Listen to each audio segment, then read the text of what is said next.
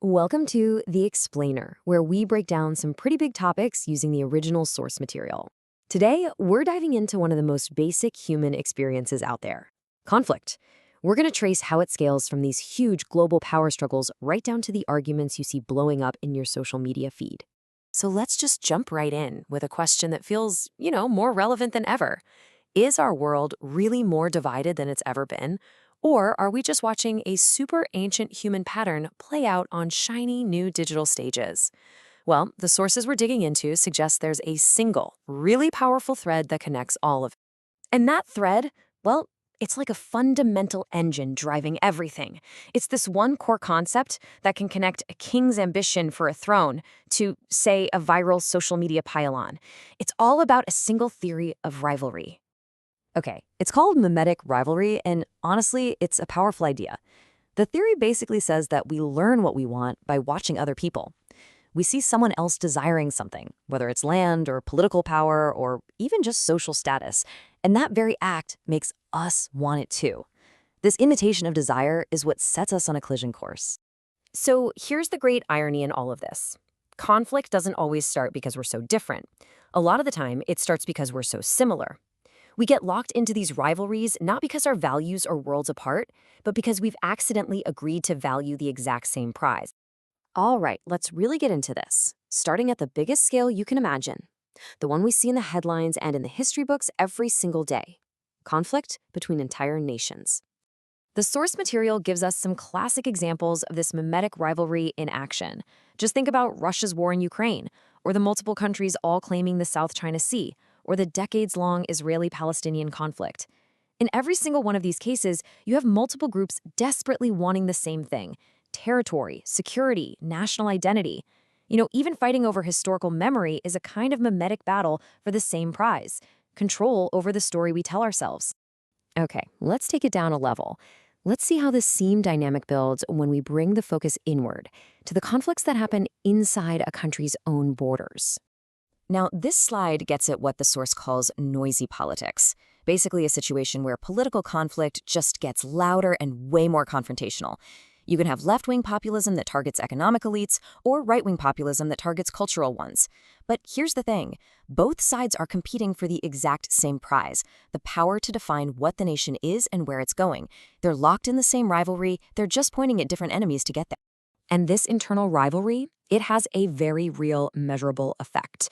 The research actually tracks a huge spike in something called affective partisan polarization.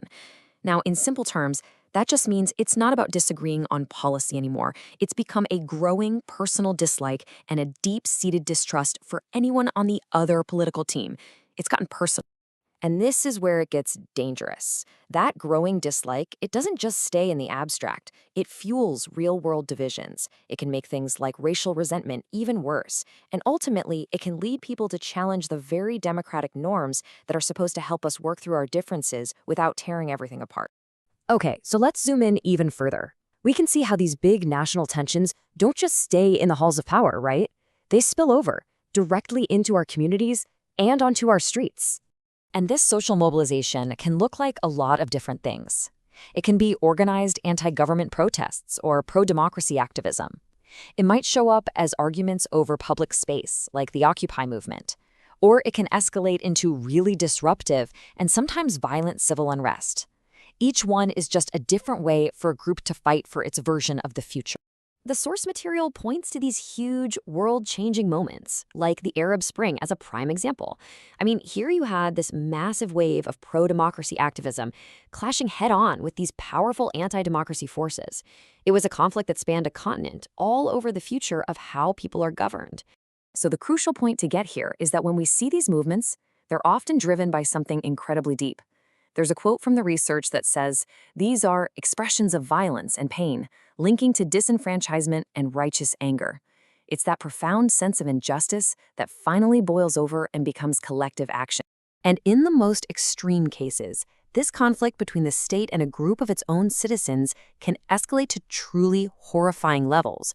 The research highlights events like the bombing of the MOVE organization in Philadelphia, where the police used military-grade weapons against their own people. It's just a shocking example of racialized state violence. And that finally brings us to the most personal level of conflict, the one that, let's be honest, many of us deal with every single day, the digital battlefield. So our digital lives have pretty much become a brand new arena for that same old mimetic rivalry. This chart breaks down what the research found are the main drivers of online conflict. You've got direct digital attacks, that affective polarization we were just talking about, the rise of what you could call political fandom, where being loyal to your side matters more than the facts, and just a general feeling that nobody's being civil anymore. And the source material is crystal clear about this. This isn't just some harmless online noise. It's not just trolls being trolls. The research shows a direct link between all these toxic online fights and real, tangible, negative effects on our political environment and the health of our democracy. So when you pull it all together, you can see this incredibly clear through line, almost like a funnel. It all starts with this one universal human habit, mimetic rivalry, and it scales all the way down, from nations at war to a country divided against itself to people protesting in the streets, and finally, right down to the little device in your hand. And this leaves us with one last, pretty provocative thought. If this pattern of rivalry is so deeply wired into us, from geopolitics all the way down to our personal lives, what does that mean for our future? In a world supercharged by technology that seems to make this rivalry even more intense, is the simple art of compromise becoming a thing of the past?